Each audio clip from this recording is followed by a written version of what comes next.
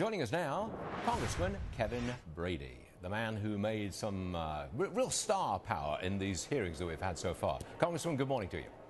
Thanks, Stuart. Thanks for having me on. Right off the bat, I've got to raise the issue of Doug Shulman's wife, the director of the IRS. His wife is Susan Anderson.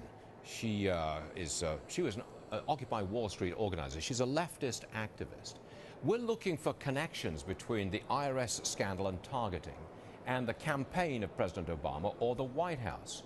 And here we have Doug Shulman's wife, a leftist activist. And we're meant to believe, or led to believe, there's never any discussion of what the IRS was doing during the election with his wife, who is a leftist activist. I mean, do you have any comment on this?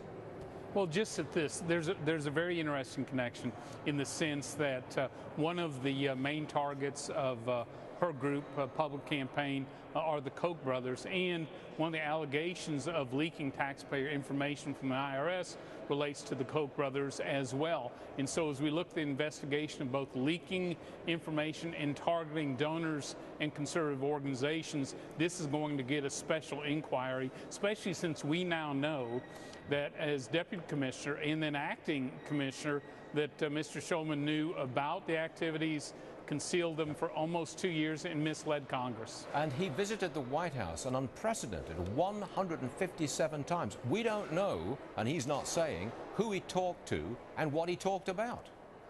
Yeah, and we're going to get to the bottom of that as well. That's no coincidence, the sheer number of times. It's not explained by the president's new health care law because, frankly, HHS wasn't there, the lead agency, that many times. And so, you know, as we have very thorough, very deliberate investigation, we're going to get the truth of all this. What are we going to get that's new today? You're going to be questioning, or this committee is going to be questioning these Tea Party groups and other groups that were targeted. What's new that's going to emerge today, do you think?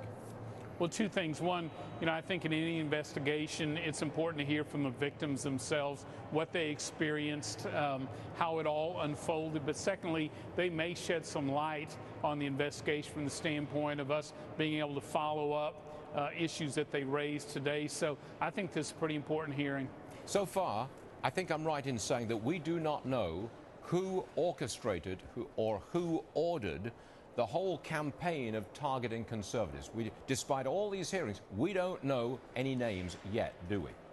No, we don't. And yesterday, the new acting commissioner of IRS had the chance to step forward and say, this is who initiated, this is who it was engaged in it, this is how broad and wide this whole scandal was. He chose instead to, I think, try to put out the fires.